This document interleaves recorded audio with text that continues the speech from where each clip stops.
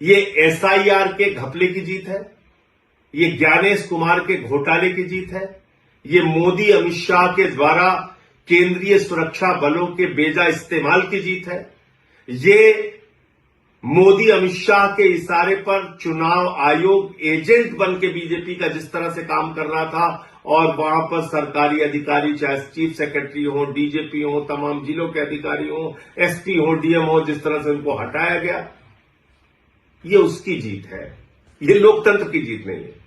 2.5 लाख सुरक्षा बल लगाए गए। कल्पना कीजिए, अमेरिका ईरान से लड़ने के लिए 50,000 सैनिकों का इस्तेमाल करता है और भारत की मोदी जी की सरकार ममता बनर्जी से लड़ने के लिए 2.5 लाख सैनिकों का इस्तेमाल करती है। इतनी बड़ी दुश्मनी ये निभाई जा रही है। अगर आज वो 27 लाख वोट, 27 लाख मतदाता अपना मतदान करने से वंचित नहीं रहे होते तो क्या आपको बीजेपी की इतनी बड़ी जीत देखने को मिलती? नहीं मिलती। एक अलग तरह का परिणाम आज इस देश के सामने होता। और आज जो बीजेपी जश्न मनाने का काम करेगी, गोदी मीडिया जश्न मनाने का काम करेगी, ज्ञानेश कुमार जश्न मनाने का काम करेंगे, वो नहीं हो पाता। लेकिन मोदी जी झालमुड़ी खा के चुनाव जीत रहे हैं, झूठे वादे करके चुनाव जीत रहे, कह रहे 3,000 रुपए देंगे। दिल्ली में महिलाओं को 2,500 नहीं दिया, बंगाल में जाके कह रहे 3,000 रुपए देंगे। उनकी नफरत की राजनीति पे अगर आपको गुस्सा नहीं आता, अगर 993 रुपए सिलेंडर का दाम बढ़ जाता है उस पर गुस्सा नहीं आता, चुनाव ठीक खत्म होता है उसके तुरंत बाद, और हम लोग कह रहे थे कि निश्चित रूप से गैस के दाम बढ़ेंगे, 261 रुपए 5 किलो के सिलेंडर का दाम बढ़ गया, अब पेट्रोल डीजल के भी दाम बढ़ेंगे। लेकिन अगर इन सब बातों से जनता को कोई फर्क नहीं पड़ता तो भारतीय जनता पार्टी को क्यों फर्क पड़ेगा? मोदी अमित शाह को क्यों फर्क पड़ेगा?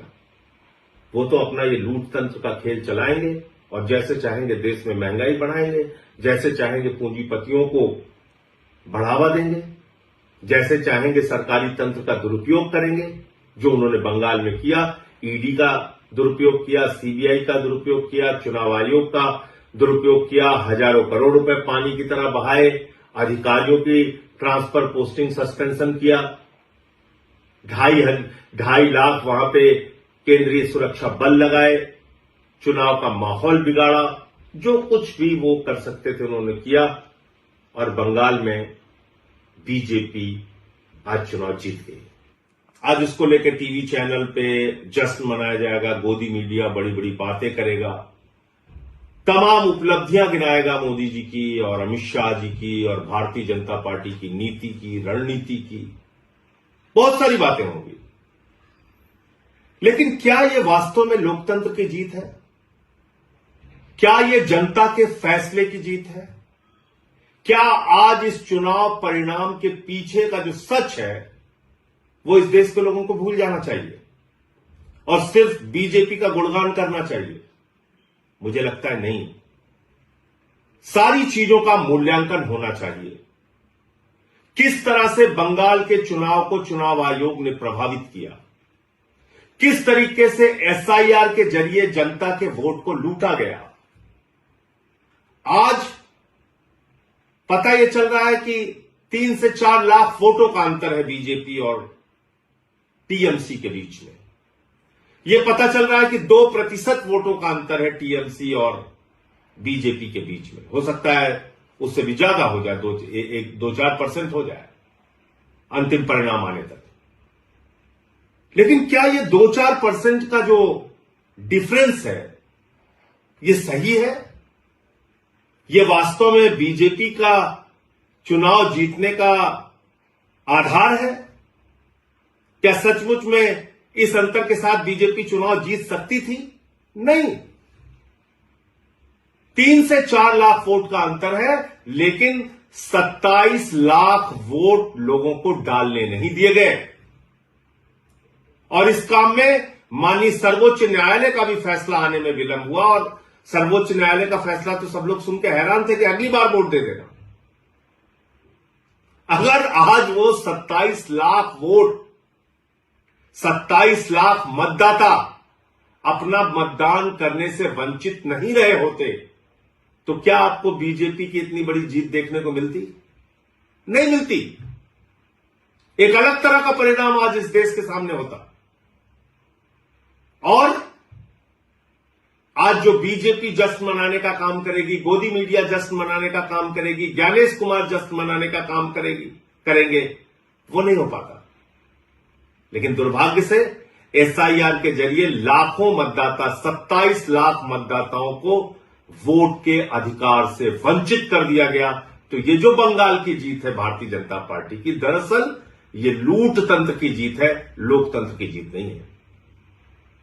कितनी गंदी भाषा का प्रयोग किया गया चुनाव में, प्रधानमंत्री के द्वारा, गृह मंत्री के द्वारा, बीजेपी के नेताओं के द्वारा। चलिए वो चुनाव का एक पक्ष है। किस तरह से वहां पे केंद्रीय सुरक्षा बलों का इस्तेमाल किया गया, लगभग 2.5 लाख सुरक्षा बलों का वहां पर इन्फोर्समेंट किया गया, डिप्लॉयमेंट किया गया। 2.5 लाख सुरक्षा बल लगाए गए। कल्पना कीजिए, अमेरिका ईरान से लड़ने के लिए 50,000 सैनिकों का इस्तेमाल करता है और भारत की मोदी जी की सरकार ममता बनर्जी से लड़ने के लिए 2.5 लाख सैनिकों का इस्तेमाल करती है। इतनी बड़ी दुश्मनी ये निभाई जा रही है। लेकिन इसमें आज टीएमसी की हार हो गई, ममता बनर्जी की हार हो गई और लोकतंत्र की जीत हो गई, ऐसा नहीं है। सच्चाई को छिपाया नहीं जा सकता। ये एसआईआर के घपले की जीत है, ये ज्ञानेश कुमार के घोटाले की जीत है, ये मोदी अमित शाह के द्वारा केंद्रीय सुरक्षा बलों के बेजा इस्तेमाल की जीत है, ये मोदी अमित शाह के इशारे पर चुनाव आयोग एजेंट बन के बीजेपी का जिस तरह से काम कर रहा था और वहां पर सरकारी अधिकारी, चाहे चीफ सेक्रेटरी हो, डीजीपी हो, तमाम जिलों के अधिकारी हो, एसपी हो, डीएम हो, जिस तरह से उनको हटाया गया, ये उसकी जीत है। ये लोकतंत्र की जीत नहीं है। इसके अलावा भी दूसरी बात है, जनता से भी कई प्रश्न हैं। अब जैसे दिल्ली का चुनाव हुआ, दिल्ली के चुनाव में आम आदमी पार्टी ने जो वादे किए पूरा किया, उससे ज्यादा काम करके दिखाया।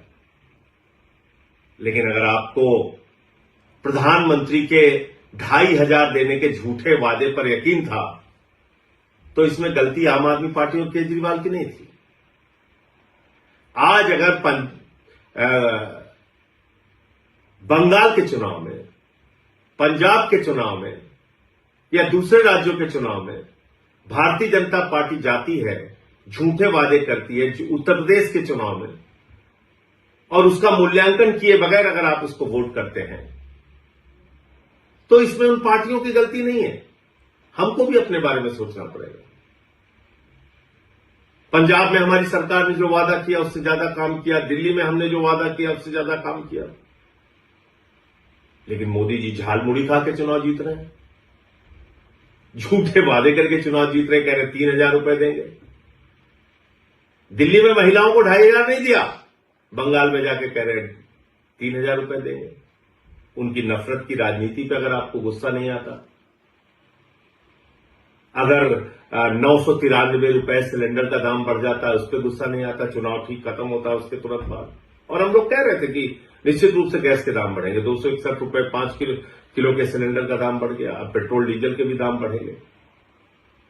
लेकिन अगर इन सब बातों से जनता को कोई फर्क नहीं पड़ता तो भारतीय जनता पार्टी को क्यों फर्क पड़ेगा, मोदी अमित शाह को क्यों फर्क पड़ेगा।